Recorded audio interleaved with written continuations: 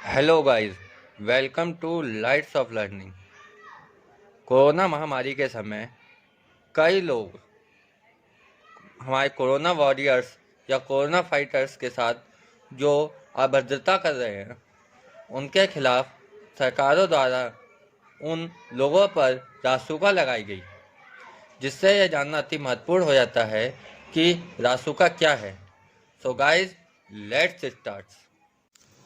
रासुका यानी राष्ट्रीय सुरक्षा कानून एक ऐसा कानून है जो संघीय सरकारों को देश की सुरक्षा सुनिश्चित करने का अधिकार देता है। इसे नेशनल सिक्योरिटी एक्ट या एनएसए भी कहा जाता है। मुख्य प्रोविजन से आने से पूर्व हम रासुका यानी एनएसए के मुख्य पॉइंट्स के बारे में जानेंगे। तो पॉइंट नंबर 1 है NSA national security act is passed by government in 23 September 1980. The act was passed in 1980 during Indira Gandhi government. यानी यह कानून 23 सितंबर 1980 को पास किया गया। उस समय भारत सरकार में जो सरकार थी वो इंदिरा गांधी की थी। Point number 2. This acts empower the central or state government to detain a person to prevent him/her from acting in any manner prejudicially to the security of India. या सीधे शब्दों में कहें तो वो व्यक्ति जो देश के लिए खतरा हों उनको गिरफ्तार किया जा सकता है बिना कोई कारण दिए। Point number 3. The act also gives power to the government to detain a foreigner in a view of regulate his presence or expel from the country. यानी यह एक्ट किसी विदेशी को भी गिरफ्तार करने की छूट देता है। साथ ही साथ इस एक्ट के अंतर्गत किसी विदेशी को देश निकाला भी दिया जा सकता है। Now we come to our point, which is provision of the act in simple form. तो पॉइंट नंबर 1 है this act can be ordered by central और स्टेट गवर्नमेंट्स, डिस्ट्रिक्ट मजिस्ट्रेट और कमिश्नर ऑफ पुलिस। यानी इस act का जो order है वो केंद्र सरकार, राज्य सरकार, डिस्ट्रिक्ट मजिस्ट्रेट या पुलिस कमिश्नर ही दे सकता है। Point number 2. In this act, a person can be detained for 12 months without any fixed charge. यानी किसी व्यक्ति को 12 महीने तक डिटेन किया जा सकता है या गिरफ्तार किया जा सकता है उस पर कोई चार्ज फिक्स किए बिना। Point number 3.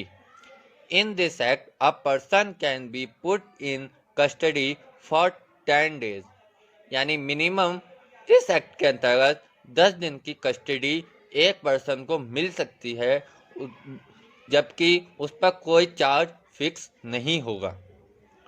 Point number 4. Person can't get any bail and can't meet with any relative. यानी इस एक्ट के अंतर्गत जो भी व्यक्ति गिरफ्तार होगा उसको कोई भी बेल नहीं मिलेगी। साथ ही साथ वह अपने किसी सगे संबंधी से भी नहीं मिल पाएगा। Point number 5. A person can submit the petition in High Court Advisory Board, but court does not provide any lawyer. यानी एक पर्सन हाई कोर्ट की एडवाइजरी बोर्ड के सामने अपनी अपील तो कर सकता है, लेकिन अपने बचाव में कोर्ट की तरफ से उसको कोई भी लॉयर नहीं मिल पाएगा। यानी कोर्ट में वह अपना बचाव भी नहीं कर सकता। Now we come to another point, which is sub provision of the act. Article 22 section 1 gives the right to defend himself or herself with the help of lawyer, but in this case it will not apply. यानी article 22 section 1 जो एक व्यक्ति को यह right देता है या उसको यह अधिकार देता है कि वह अपने बचाव कर सके। लेकिन इस केस में गिरफ्तार किया गया व्यक्ति अपना बचाव ही नहीं कर पाएगा, क्योंकि उसको कोर्ट की तरफ से कोई वकील ही नहीं मिलेगा। Point number 2, CRPC section 50 have the right to know that why he or she detained by officer, but in this case it will not apply। जो CRPC की सेक्शन 50 है उसके अंतर्गत एक व्यक्ति को यह अधिकार होता है कि वह यह जान सके कि वह क्यों गिरफ्तार हुआ है, यानी व्यक्ति पर क्या आरोप हैं यह जानने का अधिकार उस व्यक्ति को होता है। लेकिन इस केस में अगर सरकार चाहे तो यह बात उस व्यक्ति से छुपा सकती है, लेकिन यह बात देश हित में होनी चाहिए, यानी देश हित में उस व्यक्ति से छिपाया जा सकता है कि उस पर क्या आरोप तय किए गए हैं। पॉइंट नंबर 3, NCRB यानी national crime record bureau which collects the data related to crime, but in this act detained person have no data, in this case FIR will not registered।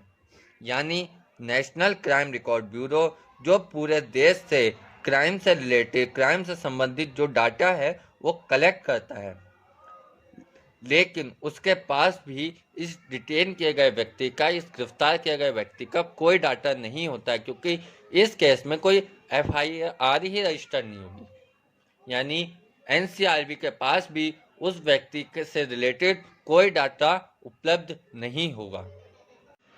तो यह था आज का हमारा वीडियो। ऐसे ही अन्य topics के लिए हमारे चैनल को सब्सक्राइब करें, लाइक करें, कमेंट करें और अपने दोस्तों के साथ शेयर करें। धन्यवाद। जय हिंद।